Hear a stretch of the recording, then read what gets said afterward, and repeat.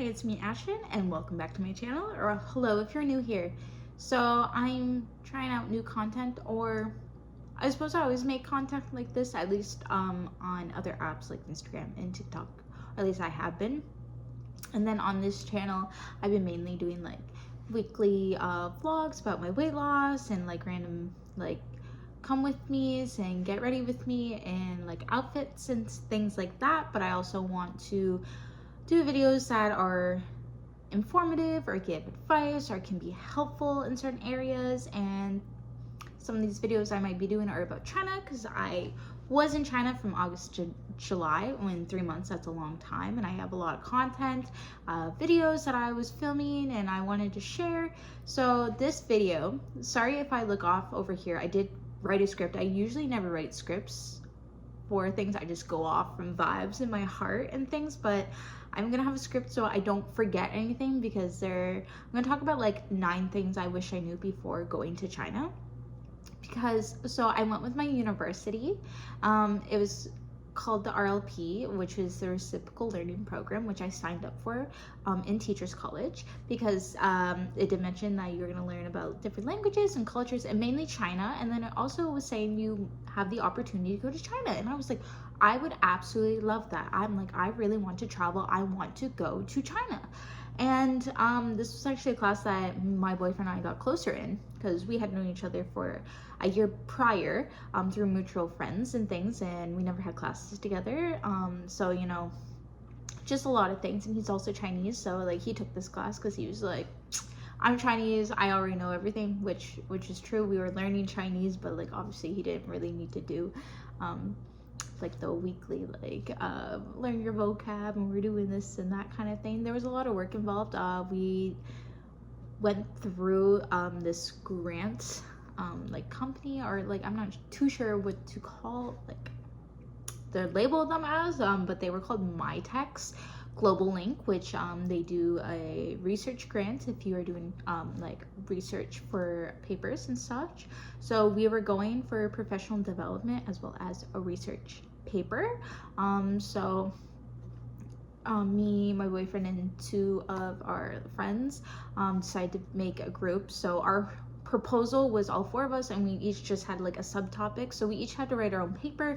But if you were to combine them all our topics were overlapping with each other, and we did like environmental within education in different aspects. Mine was just like how is the environment and like eco-friendly actions in schools in Canada versus China, and just like in the environment and society as a whole, and just like compare them, as well as, since I didn't get to go to every province within Canada, or like even different municipalities, and I did not like get to go to so many like cities or provinces within China. It's like very skewed data, because I like it's only 3 months. I can't do a lot with that.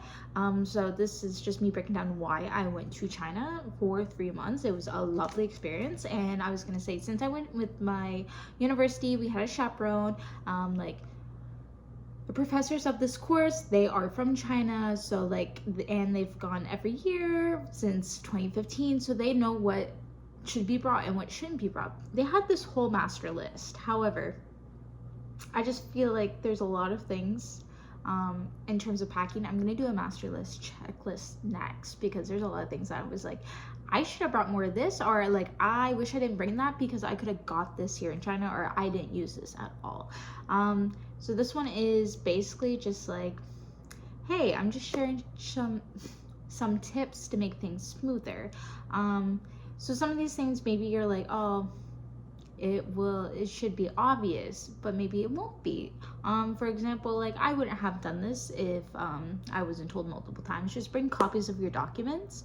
For example, passport photo. I did have one on my phone just because I had to use it so often to send it to different people, and so I had it, as well as for your passport number.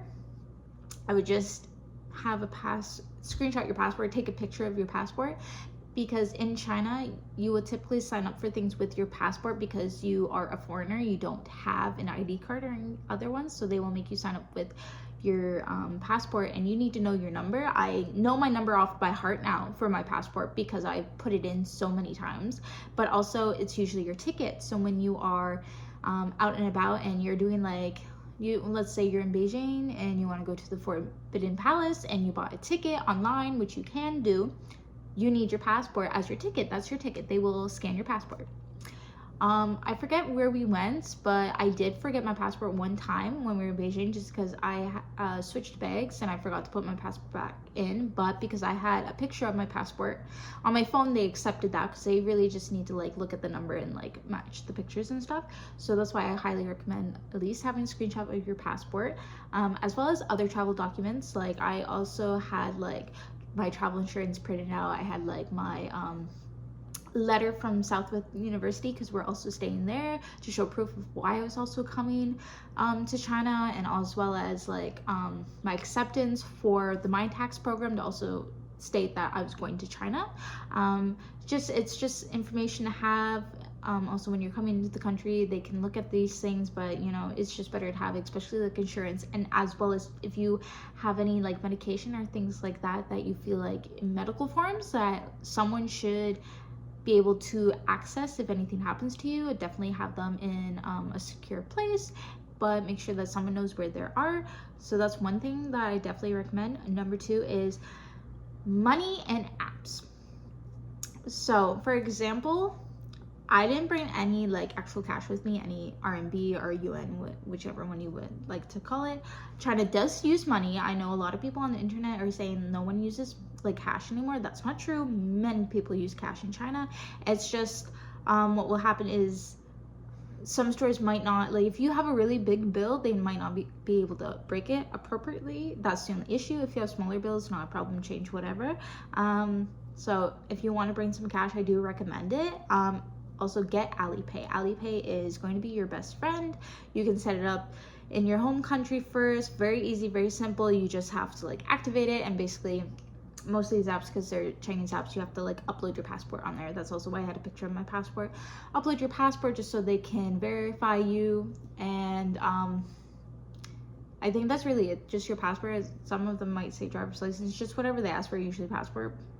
They'll verify you, you're good, then you can connect your debit card and your credit card, and then you can use that while you're in China. Also, just in case you didn't know, you should always let your bank know when you are leaving the country and tell them which country you're going into, especially if it's overseas.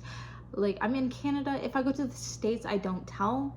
I haven't gone in a while, but I don't tell my bank because we're just so close. It's not like too far off that someone in Canada is gonna go over across the border to the States, but like I was going over to China, so they had a note of it. However, another app you can use to pay is WeChat or Weixin Pay. I had a lot of difficulty using that besides the mini program. So if I was like buying tickets to, let's say, the Great Wall or the Forbidden City or whatever, I think it's like Forbidden Palace before. It's Forbidden City. I'm confusing Forbidden City with a different palace, which I cannot think of right now. I went to a lot of palaces, I will say. You can buy your tickets online, mini program within Weixin or WeChat. But like actually paying at a store, because just like Alipay, you'll have like your little QR code. Whenever that was being scanned, that never worked. So because they would always pop up to be like, oh, verify with TD, they want to send me a code to my phone number, but I can't use my Canadian phone number. So that was just not good. While I was talking, I just thought of something that I wanted to say, but now I don't remember. So I'm going to keep talking. Maybe I'll remember it, or maybe oh no, it's later on, so that's fine. So number 3 is VPNs. So in case you did not know, is standard or mainstream VPNs that you might use in your home country, like in Canada or the US, do not work in China. Like let's say NordVPN or Surfshark or any of those, they do not work. If they claim that they do, they are lying. They don't work. The one that I use that is verified right now that still works in China is Let's VPN. It's also, there's a couple other ones, but that is the most affordable one. Their options are very cheap. Like you can do they let you do a little like 1-day trial. It works very nice. Like for You can pay for a month. It's like $3.49, I think, USD for a month. You can pay up to 3 months, 6 months, whatever. It's very affordable in my opinion. Did not have an issue with it.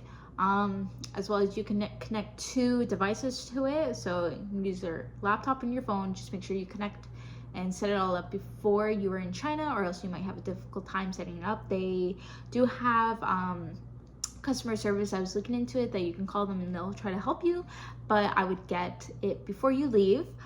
So that's Let's VPN. That is the one that works right now. That's the cheapest one, and that's also the most user friendly. There was a different one that our chaperone recommended to us, but I looked into it and it just seemed so difficult to try to set up, because you have to go in and like put in codes to get a server, and it's like, I'm not gonna do all that. I want it to set itself up, and Let's VPN does work. The only thing is sometimes it disconnects randomly and you have to reconnect it. So sometimes you might be like, oh, why is like my Instagram not working? Why is this not loading? That's the issue. Just connect again and then you'll be fine. The next thing is translate and navigation. So in China, like things like Google and Instagram and YouTube and all these things do not work, like Meta things and Google. So you cannot use Google Maps. Even with a VPN, it like, because Google does not know the streets, like it just does not know. It doesn't have that. Use a map. That's what they use in China, and there's also in English. If you download it in your country before you leave, it'll be in English. It works perfectly fine. Very simple to use for walking, very simple to use with the buses or with the subway/metro stations. Very, very simple. I highly recommend. As well as for translation, I did use Google Translate. Very helpful. Either take screenshots or pictures of something, you can put it right in their camera function. It will translate it in real time, or like hold your camera to something if you're in the store. Once again, translate it in real time. Loved it. My best friend, to be honest. I mean, my boyfriend, he was with me most of the time, so I could just ask him, but at the same time I didn't want to bother him all the time, or sometimes I'd be trying to order like coffee for us. A lot of stores in China have QR codes. You don't need to order in person. You can scan the QR code through either WeChat, Alipay, or even Meituan sometimes, which I'll talk about that app later. You can scan it and you can order right through the app. It also will be a lot cheaper if you do it this way, and it's just very simple. But most of the times, if it's an Alipay, if you're using Alipay, there is a translate button, so you can translate it there. But if you're using Meituan or WeChat, there is no translation button, so you will need to screenshot it and look at it. Or else you might accidentally order your drink incorrectly. For example, if you want it cold, you better either know the Hanzi for Bing, or sometimes they'll be like cold or less cold. Like sometimes they won't say ice. It won't say ice. It'll just say cold, or it might say normal or something. Like that's why you have to look at it. And also level of sweetness. Usually it's at like a 50% to 30% sweetness automatically, and you might have to go back like I like a little bit sweeter. So that's why I recommend that. So now we're on number 5, which is the transportation. So this is what I was thinking about. So so first of all, you can walk. You can get taxis, which are also known as Didi. You can get the Didi app itself. I personally didn't use the Didi app just because, running out of space. My boyfriend had it. But through Alipay, you can actually use it to order DDs right through there. If you go under transportation, there's 3 different things under there. You'll choose the location you are at. So like when I was in Beijing, it said Beijing. You can add yourself a transit card for the bus, a transit card for the subway, and then there will be taxis. You can click there. So you don't have to really set anything up. As long as you're activated on Alipay, you just add transit card, so you can use the bus and the metro. Both of them are very cheap, very affordable, and DDs are also very affordable. You do not have to be worried that you're going to waste any of your budget on transportation. It's not like here in Canada or in the States. Very affordable. Use any method. As well as in larger cities like Beijing, there's also bicycles that you can rent. Some of them you can use with Alipay, so I've been able to use Alipay. I was never able to use the ones with WeChat or Meituan ones, because typically they need you to have a Chinese ID to pay, which I tried once. My boyfriend had to literally send me some money in my WeChat account so I could pay for this bike, because they let me sign up, but I wasn't able to pay for it because my social score was so low. but that's all you need to know for transportation. Number 6, this was something that I was looking for before I came, was do I get a SIM card or an eSIM? So an eSIM, I would say, is something that if you're going for like a week or two, you can get away with an eSIM. The only thing is you won't have a Chinese number, so that will limit you in what you want to do. So if you want to use certain apps, any app actually in China, like to order things, like if you want to buy things, not WeChat or Alipay, if you set up in your home country, you can use your Canadian or American or whatever phone number. I did that. But like if you want Meituan, if you are ordering through like the app of any company, if you're trying to use a Didi, if you're trying to use if you want Taobao or any of those things, then they will require you to have a phone number, and if it's not a Chinese phone number, then you're not going to be able to use it. So it just depends how long you're staying for and what you're doing there. A SIM card, if you're getting a SIM card, if you're going to be there for a long time, or if you're planning on using certain apps, like if you're like, I'm going there and buying stuff off Taobao, or like I want to use Meituan and get food, I want like Didi's, these things, then get a SIM card and go to China Net. They are the company in China that allows foreigners to come. You don't need an ID card, you don't need like Chinese bank account. You can go have your ID, usually your passport. You can help set yourself up. Just use the translation app if you're not able to communicate with them, and no problems whatsoever. And number 7, which is the must-have apps, which I've been talking about, which are Taobao and Meituan. Taobao, I feel like everyone right now, at least if you do shopping online, if you are aware of YesStyle or AliExpress or like Temu, Shein, and things like that, you probably have seen or heard about Taobao, or seen people do Taobao hauls, which Taobao is like a marketplace similar to AliExpress and like Amazon that we have here. They have anything that you need for fashion, clothes, shoes, accessory, hats, bags. And then they have trinkets and toys, home goods, and things like that. I love Taobao. I had a fun time using it in China, and I still want to use it here. And the next one, like I said, Meituan. Meituan is the delivery service app. You can order things directly to wherever you're staying at. Very cheap, very affordable. So coffee and food. You can also order groceries. You can also get like medicines and things like that. I love Meituan. You can also get deals for certain tickets and excursions or activities that you want. Meituan is Taobao and Meituan, your best friends.